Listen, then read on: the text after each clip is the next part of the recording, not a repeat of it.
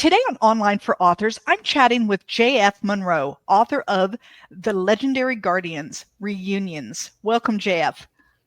Thank you so much for having me, Terry. I really appreciate it. I'm excited to be here.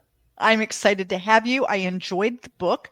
Before we dive in, can you give listeners an idea of what they're going to find when they open up a cover of The Legendary Guardians? Yeah, absolutely. So The Legendary Guardians Reunions is a fantasy romance novel. It's of a trilogy, so it's the first part of a trilogy. And it's set in a world where basically humans, angels, demons coexist under this peace treaty, held together by the four horsemen. These legendary guardians tasked with protecting humanity from destruction. So that's like our high level overview. One of our main characters, her name is Shade. She's basically forced back into a world that she tried to kind of leave behind when her childhood best friend Theo returns after 10 years. Only now he is the vessel for the Horsemen Death. He is carrying a ridiculous amount of power, and he takes her with him on this journey to basically reunite the other horsemen and stop like this looming threat that is upon them.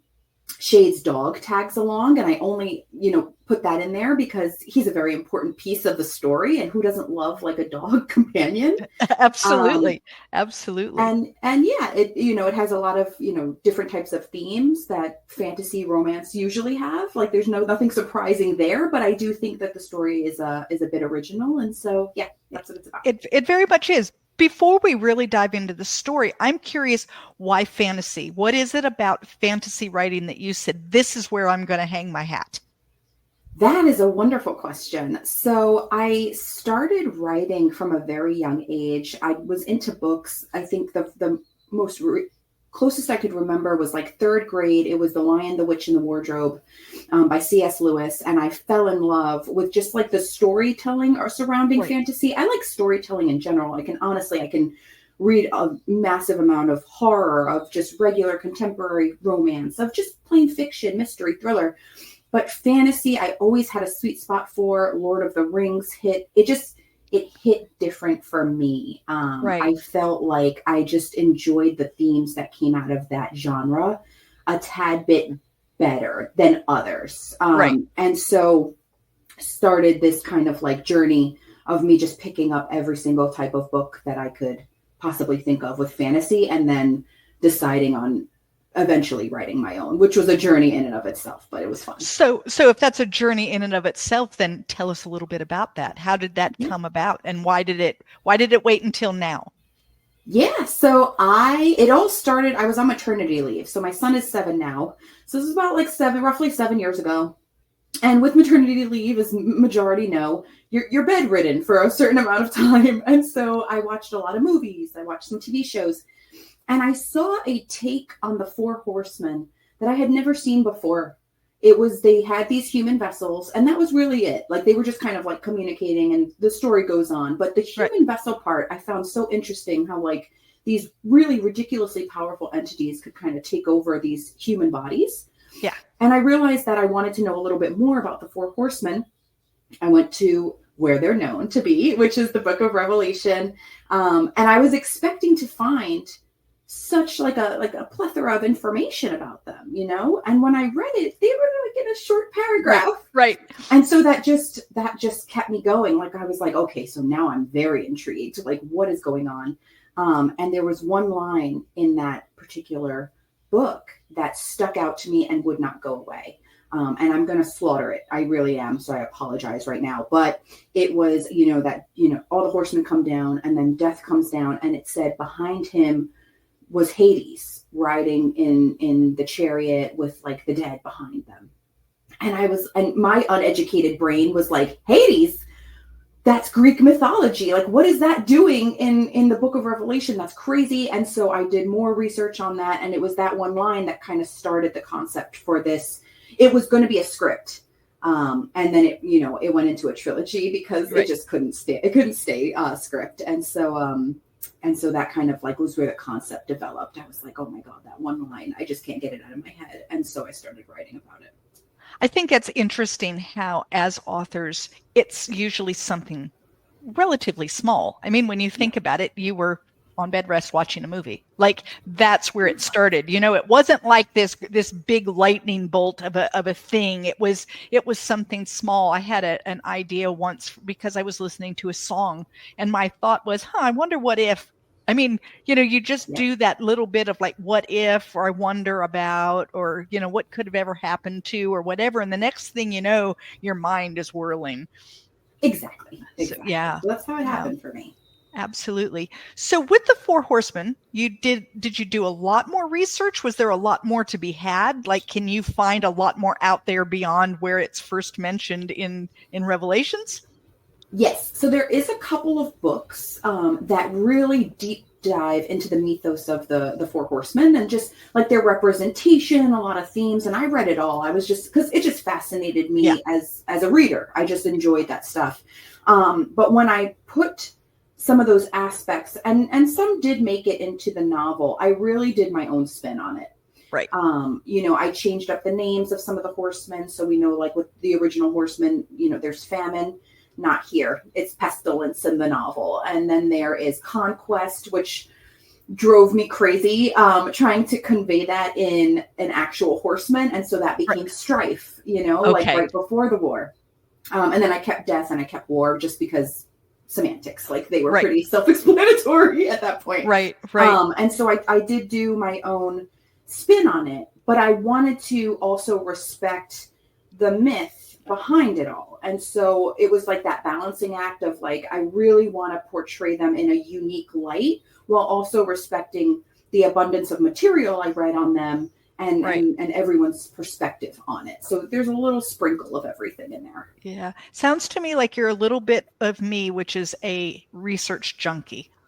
I call myself a research junkie, where I can get very into, like, something will capture my attention, and the next thing you know, I'm deep diving and I'm finding out all these really cool facts.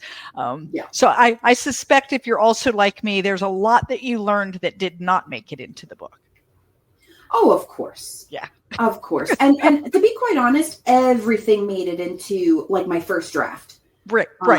Every single thing under the sun made it into my first draft. But yeah, there is just you fall down a rabbit hole when you research.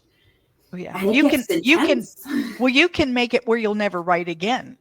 Exactly. Like you can just keep researching, and one thing leads to another, and the next thing you know, you're somewhere else entirely. You started way over here, you're way over there, you're still researching. Yeah, it could go on. So exactly, you forget, what you were researching to begin with. It's like, why was I even? What am I even reading this for? Yeah. Right. So you need to start using the hashtag research junkie, because that's what I do, because that's exactly what I am. I'm curious, who is your favorite character in this first book of the trilogy? Oh my goodness. My favorite character in this first book of the trilogy is Laz. Is it Laz? Okay. Yeah. Tell everyone just a little bit about him and why he's your favorite. Sure. So this is not a spoiler. He introduces himself very openly in the beginning of the book. He is actually one of the 7 deadly sins. Yeah. He is the sin of sloth. He prefers to be called Laz. And I think that he is my favorite so far with this first book. I just had so much fun writing him. I can imagine you did. Yeah, and I think honestly, and this isn't an ego thing. I really think as a reader, you can tell like at who I struggled with writing versus who just I had an immensely good time writing. And Laz is one of them.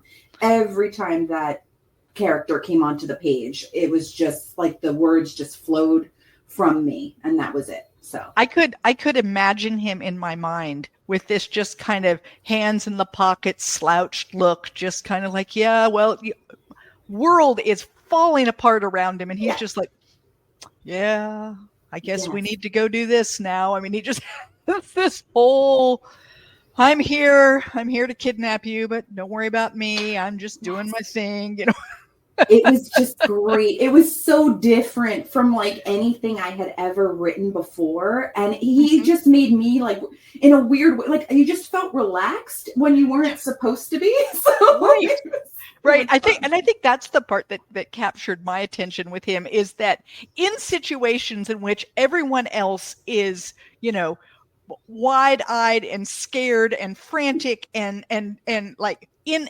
movement and trying. He just seems to be like kind of gliding along with his hands in his pockets, almost like, oh gee, they're gonna make me do something now, and I don't know, I loved it. He was a good character. I have to agree.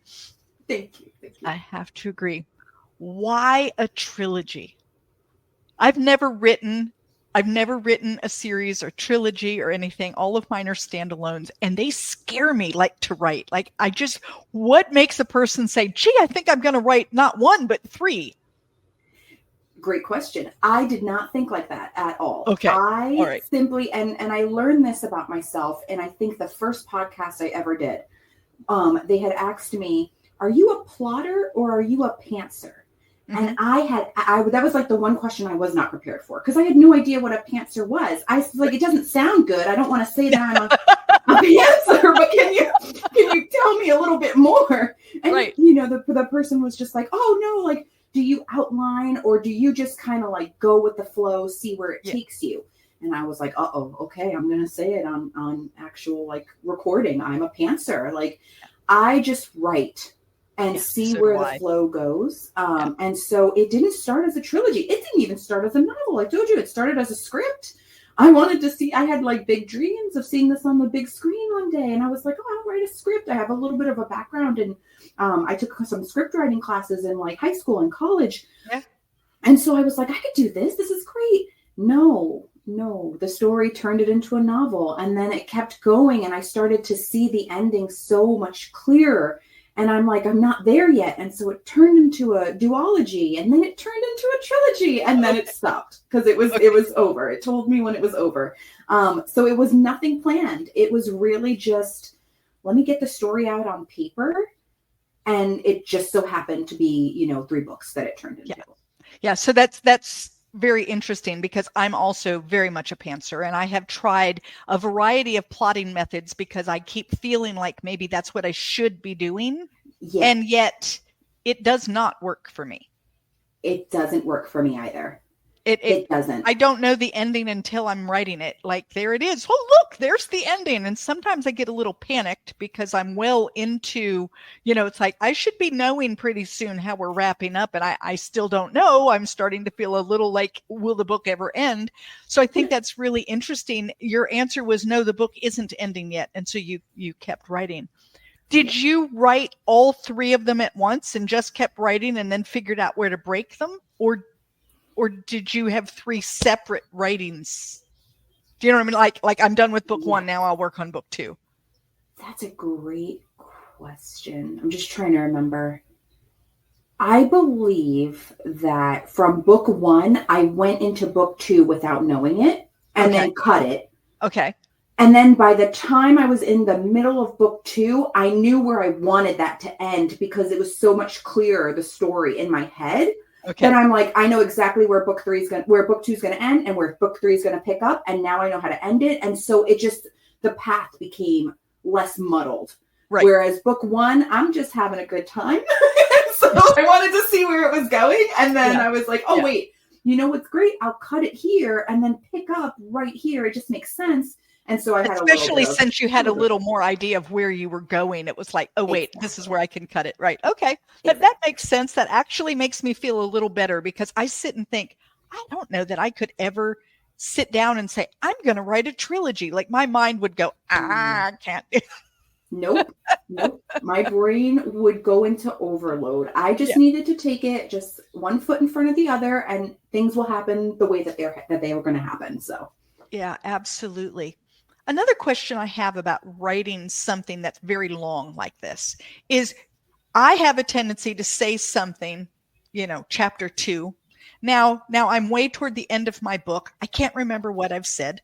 And I have to go back, and it was like, what did I, like just today, I'm finishing up the first draft of a story. And I have this one rather important, but still a side character who she's looking at a textbook, but she needs to be looking at a textbook in the degree that I said she's getting, but I don't remember what I said she's getting. Right. So I have to go all the way and figure out, now, when did I say it? Because I remember I remember saying it. And so now I'm looking and it was like, what degree? Because I don't have any. How do you keep up with it when you have essentially 3 times that material? Yes. So I love this question because when I wrote the first book, I was in the same boat. When I got to the second book, I started to keep a small journal. I wasn't outlining anything. It was just purely with me, it wasn't degrees. It was eye color. Right. Eye color. Same kind of thing. I mean, it's the what color eyes did they have? How tall did I say she was? I know. What did I? Sometimes it's something like, what did I name the dog? Like, I don't even remember. Right. Yes. So I would just say like small journal just to go back for reference. And it's just for those things like eye color, age was a big part of mine because I did a little bit of jumping in the beginning where it would go into the past. And I'm like, oh my God, what age did I have them in the past? And then it's a 10-year jump. But then sometimes I went like back 9 years. So it was, and I'm not good at math. Like don't put math and don't put numbers in front of me. So so the journal like really helped me iron out. It wasn't like an outline. It wasn't plotting anything. It was just basic information that I knew I'd eventually have to come back to. But through the first book, I just reread it so many times that I just was like, okay, I can kind of, free go from here. The second book, I was like, all right, I'm going to need a journal. I need some help. There's too much. There's too much information. I know with the one that I'm writing right now, I have 2 pages in a notebook and it's stupid things like I put down the person's name and then, like you said, age. Yeah. She has 3 children and I named them, like, oh my gosh, I'd better remember because I can't call him Stuart now and Stanley later, right? Like I need to know. And sometimes I'll be writing and I'll get very excited. I've got the story and I get to someone's name and I don't know. And I just make it in big letters and say something like, lady with the red hair. Yeah. Right. And then I have to go back later and fix it because I don't want to stop my stream, but I cannot think of what I named the lady with the red hair. Yeah, and that's totally fair. Nobody is seeing that draft but you. Exactly. So you do what you and no one will ever see that draft but me, right? Exactly. So you do what you got to do. Right. Absolutely. So do you have the second and third done? I do. The second is out. It was released, I think, middle of July. The third is in the editing process. Oh, fantastic. And when do you hope the third will be out? Fingers crossed. I'm trying to do it every 6 months. And so sometime at the middle, maybe end of January, I'd love to have the third book out. Okay. So then your trilogy will be done. And JF is going to then do what? What are you working on now? Ideally, I'm having a really good time. What I do is I like to take little breaks. Yeah. Sometimes I love these characters. Like they have ingrained themselves in my body, but you just need a break sometimes. Right. You need to look at something different. And my passion it hasn't just been writing the story, it's just been writing in general. And so like every now and then I'll dabble in like an idea I have. And I might not finish it. I might not even go back to it for a really long time, but I like to just get things down on paper. Mm-hmm. And so I have a couple of like unwritten stories that I have that may or may not want to like come to life eventually, that I might want to share with people. But I will say that one big thing that, and this is just a me thing, but one thing that took a back seat was reading when I started writing. Yeah. And I'd really like to start picking the books back up from other authors and really deep diving into like their stories for a while. Because it did. I took a pretty strong, long break just because I wanted to focus so much on this story that I was telling. So after this is all said and done, I would really like to kind of like to jump back into a little bit of reading. And so I'm assuming you like to read fantasy as your number one. Yes, but I will surprise you. I do love a good horror novel. I feel like that might be a palate cleanser for me. Just to like one thing. That just blows my mind. Horrors, I can't sleep. Like if I read it, I'm not sleeping for weeks. Like there's no sleeping going on for me, and so it's one of the genres that I just don't read because I think my imagination is entirely too strong. And then It I could be. read that, and then that's what's happening in the night as I'm trying to sleep. It's like, I know. So to Yeah. call horror a palate cleanser is almost humorous to me, but okay. Listen, I hear you. I will laugh with you. It's just what it does is that fantasy can hit on so many different notes. Yeah. But it's very rare that you get a fantasy that goes like full blown horror. Like fantasy could touch on romance, and it can be a fiction. Like it could just kind of be like a really journey there where you have maybe some demons thrown about. But it can really be like it can hit home for a lot of people. What I love is like those creature feature horror novels where it's like it's not going to necessarily strike home for me. I can just enjoy the story for what it is. And so that's something that I've noticed since becoming an author. It is hard for me to read for pleasure. I could see that. I read as an author. I say things like, "Oh, that was very interesting how they did that," or "Ooh, that didn't really go over well, did it? Why? Why did that make me cringe?" Like Yes. So I agree. I tend to write historical fiction and women's fiction are the two that I write mostly in. So if I'm wanting something, I go somewhere else. I don't look at historical fiction or women's fiction because I'm thinking too much like an author. So I guess that's what you mean by the palate cleanser. Yeah. Yeah, just a refresh, like a reframing, because it gets to be a lot sometimes, and you want to make sure you want to read because you like to read. You want to write because you like to write, not because you're like, oh my God, let me pick up this book or something. Like you never want to feel that way. So absolutely. Do you ever write anything short, like flash fiction, short stories, those kinds of things? I can't. I want to. Don't tell me you can't. You can. I can. It's very, very challenging for me. My brain is set to, like, I'll start off very good where I'm typing away and I'm like, I got it. I have the frame. I want to just like end it at this point. And it's so difficult for me to just stop at a certain point. Like, especially if in my brain it's going, like it keeps going. And so, yes, I can do it. It's very difficult for me to do it. Yeah. It's interesting. I find my short stuff. So I like to do flash fiction, and I particularly like to do micro flash. So like 50 words, where you have to tell a story in 50 words. And what I like about that, I use that as a cleanser for my writing. So I will, I'm working on something really long and there isn't an end in sight. Okay. And I'm feeling just, getting a little overwhelmed by it. I will stop. I will do a little flash piece of 50 words, something that I can sit down today and I can finish today. Okay. And I can call it done today. And now I've accomplished something and I'm done. And it feels like a breath mint after having some very garlicky something with dinner. You know what I'm saying? It just, and now I can sit down and start working again. So I kind of like the idea. I also really like it when they give me these short word counts, and it forces me to figure out how I'm going to tell that story in so few words. Like, that's cool. It makes me really think about what words do I not need here? How else can I say this and get the point across in 5 words instead of 11?